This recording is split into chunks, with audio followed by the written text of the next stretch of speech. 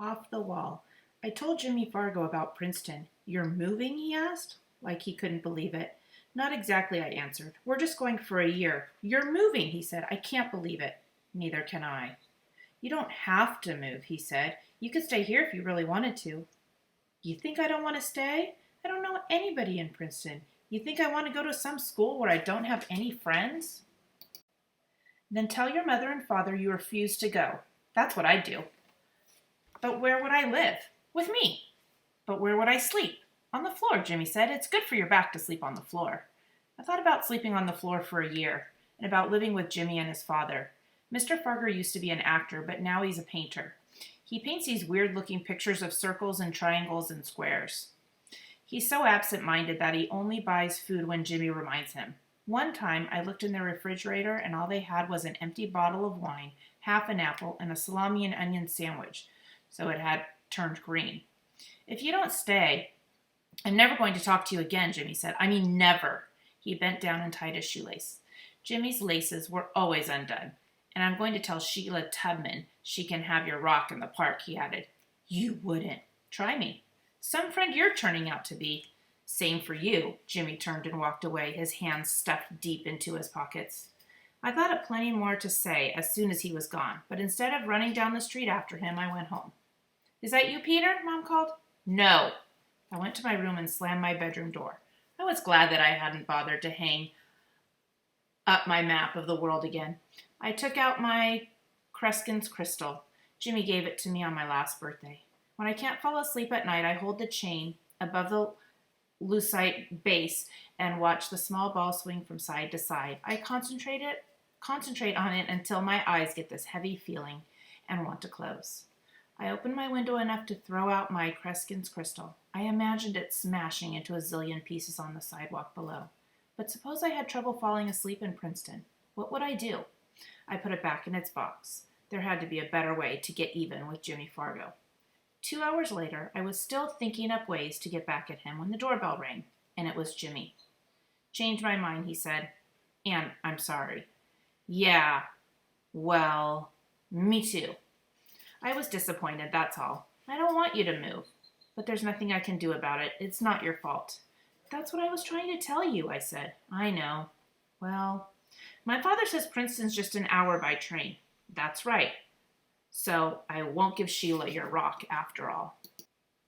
Thanks. She wouldn't know what to do with it anyway, I said. But I'm not going to use it until you come back. Okay, I won't use my Kreskin's crystal until I get back either. Deal, Jimmy said, and we shook on it. The next morning when I was going down in the elevator with Turtle, Henry said, I'm going to miss you and your family. Bet you won't miss Fudge, I said. Oh, yes, even that little devil, Henry said. I remember the day he got into my elevator and pushed all the buttons at once. Jammed up the works for 2 hours, Henry laughed. He sounded like a sea lion. I always expect him to slap his arms together when he laughs.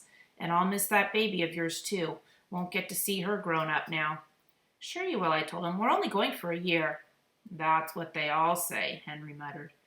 Outside it was gray and humid. I wondered if the sun was shining in Princeton.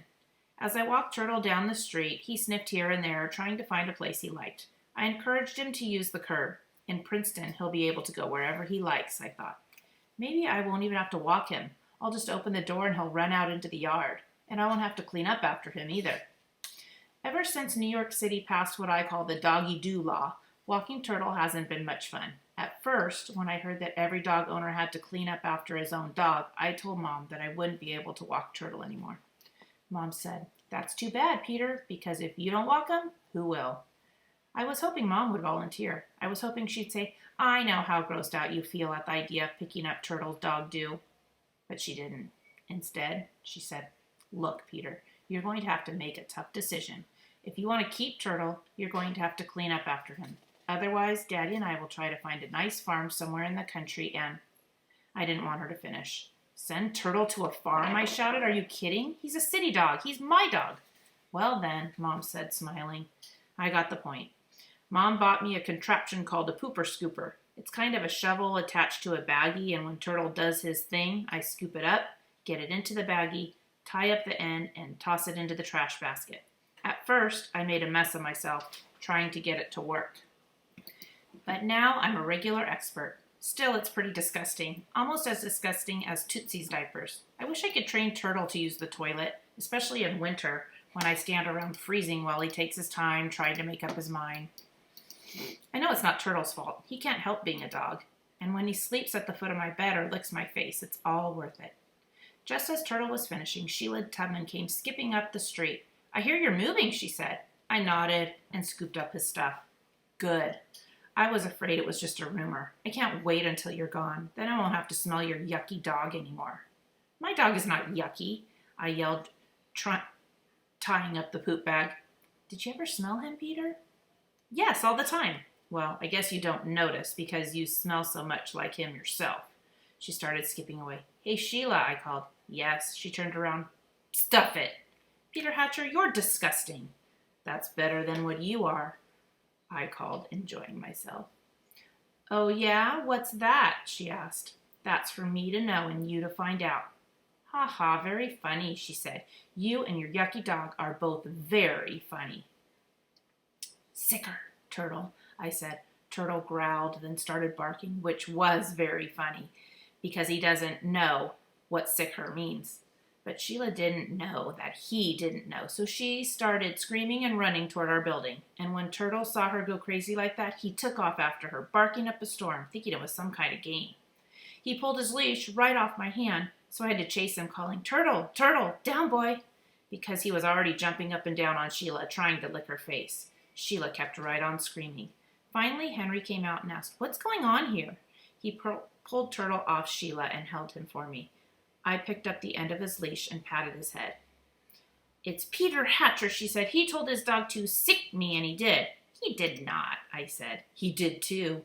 "You don't even know what sick means," I said. "I certainly do." "Oh, yeah? What?" I asked. "It means it's like giving germs to a person," Sheila said. "The one he sicks gets sick, too." I started laughing. "Did you hear that, Henry? Did you hear what she said?" I heard Henry said. "And I want you to keep your dog outside until he calms down." He turns to Sheila. "Come on, honey. I'll take you upstairs first." "I'm so glad he's moving," Sheila sniffed. "I hope he never comes back. There should be a law." I laughed all the way to the corner. I think Turtle did, too. On the morning of the move, Mom woke me at 6 o'clock. I still had to pack my carton of special things, but first I wanted some juice. I'm always thirsty first thing in the morning. On my way to the kitchen, I passed Tootsie's crib. She was watching her mobile and gurgling away. She was also covered with trading stamps. They were stuck on her arms, her legs, her belly, and her face. She even had one on top of her head and one pasted to the bottom of each foot. "Hey, Mom," I called. "What is it?" "It's Tootsie." "But I didn't wait for her to finish. "Hurry up, Mom," I called. Mom raced in, buttoning up her shirt. "Oh, no," she said when she saw Tootsie. Then she shouted, "Fudge!" "Hello, Mommy," Fudge said, crawling out from under Tootsie's crib. He was wearing his disguise, black eyeglass frames attached to a rubber nose with a stick-on beard and mustache. He'd sent away for it months ago. It cost 4 cereal box tops plus 25 cents. "Did you do that to Tootsie?" "Yes, Mommy." He was using his best little boy in the world voice. "Why?" Mom asked. "Tootsie told me to." He climbed up the side of her crib and reached in, shaking Tootsie a little. "Didn't you tell me to, good girl, good little baby?" Tootsie said, "Ah," and she kicked her legs up in the air. "That was a very naughty thing to do," Mom told Fudge, "and I am very angry with you." Fudge kissed my mother's hand. "I love you, Mommy." "That's not going to work today," Mom told him. "I love you anyway," he said, kissing her other hand. "You're the best mommy in the whole world. Don't you love your little boy?" "Yes, I love you," she said, "but I am still very angry at you. Very." And she smacked Fudge on his backside. He pouted for a minute, about to cry, then changed his mind. "Didn't hurt," he said. "You want one that will hurt?" Mom asked. "No." "Then don't you ever do anything like that again. Do you understand?" "Yes." "Hey, Mom," I said, "I thought you don't believe in violence." "I don't ordinarily," Mom said, "but sometimes I forget. Look, it's okay with me if you want to spank Fudge," I said. "Personally, I think a spanking a day would be good for him." "No, no, no," Fudge shouted, holding his rear end. "Why do you really do it?" I asked him. "I want to trade her in for a two-wheeler like yours," he told me. "You can't trade her in," Mom said. "She's a person. She's not a book of stamps." "She looks like a book of stamps," Fudge said. Mom picked up Tootsie. Well, doesn't she? Fudge asked again, and I could tell Mom was trying hard not to laugh. You know something, Fudge? I said. You're off the wall. You are really off the wall. Off the wall. Off the wall, he sang, dancing around Mom and Tootsie. Fudge is off the wall. Tootsie laughed. Either that or she hiccuped. It's hard to tell the difference. I followed Mom into the bathroom where she set Tootsie in the sink. 2 years of trading stamps down the drain, I said. Goodbye, stamps, Fudge called from the doorway. Goodbye, goodbye. I'm not going to save stamps anymore, Mom said. I'm going to find a grocery store that gives away something else. An hour later, Dad came home with the U-Haul, and we loaded it and were on our way. As soon as we were through the Lincoln Tunnel, Fudge started singing, M-A-I-N-E spells Princeton. No, it doesn't, stupid, I said. It spells Maine. I know, Fudge said. I'm just making up a song. Maybe you should make it up in your head, Dad suggested, and sing it to us when we get to Princeton. Then it'll be a surprise. A surprise, Fudge said. I like surprises. He was quiet for a minute. Then he said, You know what, Daddy? I'm off the wall. Who told you that? Dad asked. Pita, didn't you? He asked me. Yeah, I said. I sure did. And you sure are. I'm off the wall, Fudge repeated, just like Pita's map of the world. He rested his head against Mom's shoulder, and I could hear him slurping away on his fingers. He was still wearing his disguise.